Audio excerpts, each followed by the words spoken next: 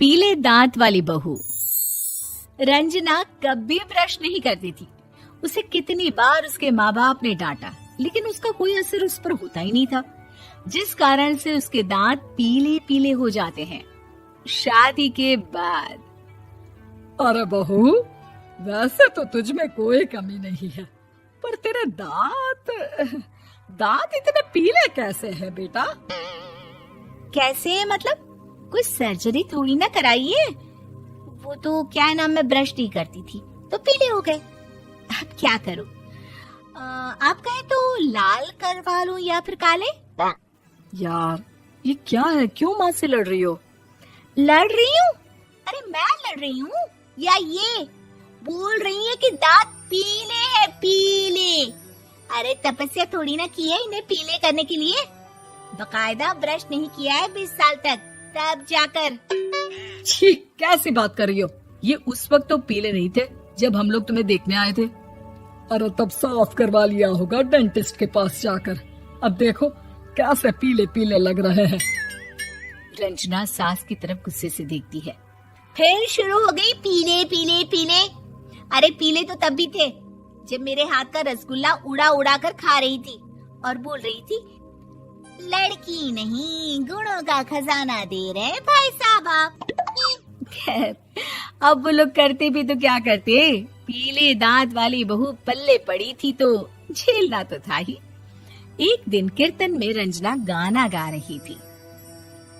अरे कमला बहन, माँ का द्वार है, यहाँ तो सब शुद्ध होकर आते हैं, फिर अपनी बहू को ब्रश भी नहीं करवाती तुम। दूर से पीले पीले दांत भक्ति में बाधा उत्पन्न कर रहे हैं।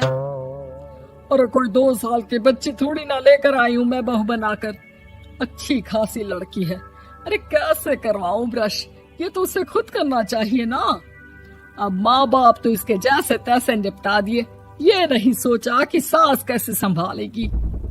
सास बहू को लेकर घर आ जाती है, लेकिन सोच लेती है कि अब इसे लेकर कहीं नहीं जाएगी। अगले रोज बहू कहती है, अरे क्या हो गया, मंदिर नहीं जाना क्या? कीर्तन का वक्त हो रहा है। मेरी मधुर वाणी से कान्हा जी जागते हैं और सोते हैं। आप तो जानती है ना उनकी भक्ति में कितना मन लगता है मेरा। वो क्या है ना, तबीयत ठीक नहीं लग रही है मेरी, आराम करूंगी मैं। तबीयत ठीक नहीं लग रही? अभी तो मिथुन के गाने पर नाच रही थी आप, और अब बोल रही है कि तबीयत ठीक नहीं लग रही। अरे भक्ति में मन लगा लो सासू माँ, ऊपर जाना है, क्या मुंह दिखाओगी आप? हाँ? सास को बहू की बात पर गुस्सा आ जाता है। मैं क्या मुंह दिखाऊंगी, इसकी चिंता तो ना कर, समझी? अपने मुंह की चिंता कर, जो ये पीले पीले दांत लेकर हर जगह पहुंच जाती है। पता है लोग कितना मजाक बनाते हैं। ना जी ना, मैं नहीं जाना कहीं तेरे साथ। तो ये बात है। कोई ना, मत जाओ, मैं अपने कमरे में ही बैठकर भक्ति कर लूंगी। ऊपर वाला दांत थोड़ी ना देखता है, मन देखता है, भावना देखता है। और अरे बस बस, तू सब कुछ दिखा, बस ये सफेद चमकदार दांत ना दिखाना किसी को, है? जा यहाँ से।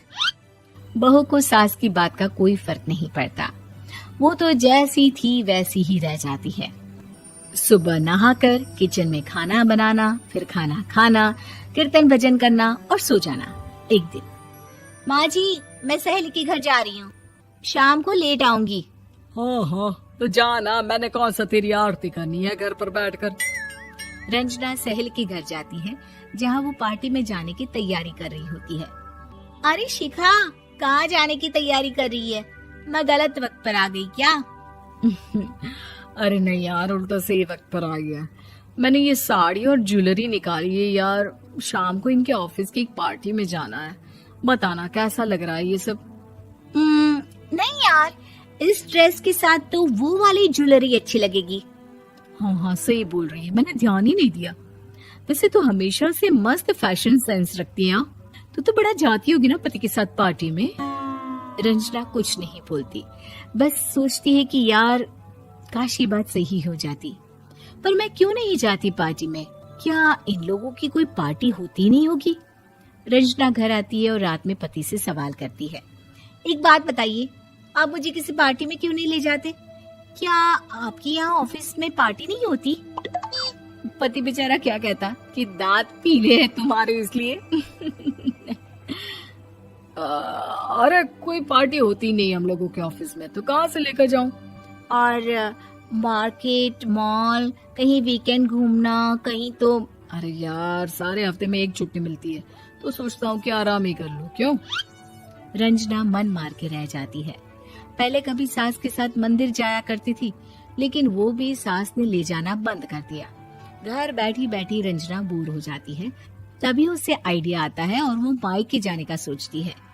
सासू माँ, 2 दिनों के लिए मम्मी के घर जा रही हूँ। अच्छा ठीक है, आराम से जा।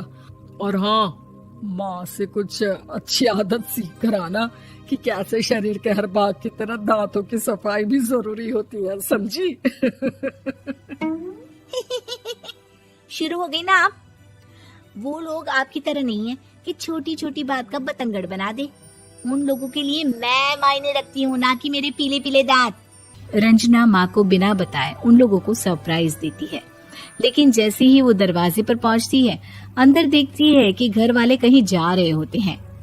अब माँ, काश रंजना दीदी के दांतों वाली प्रॉब्लम नहीं होती, तो वो भी हम लोगों के साथ चलती ना बुआ जी की बेटी की शादी में।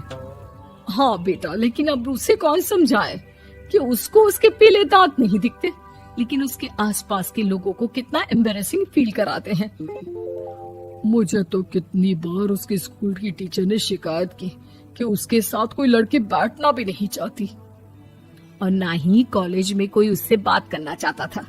लेकिन पता नहीं क्यों उसे ये बात समझ में ही नहीं आती। कोई कमी नहीं है उस लड़की में, बस यही कि दांत पीले हैं। वो तो भला हो जीजा जी और उनकी माँ का, जो दीदी को जैसी है वैसे ही रखा हुआ है। रंजना को अपने घर वालों की बात सुनकर बहुत दुख होता है।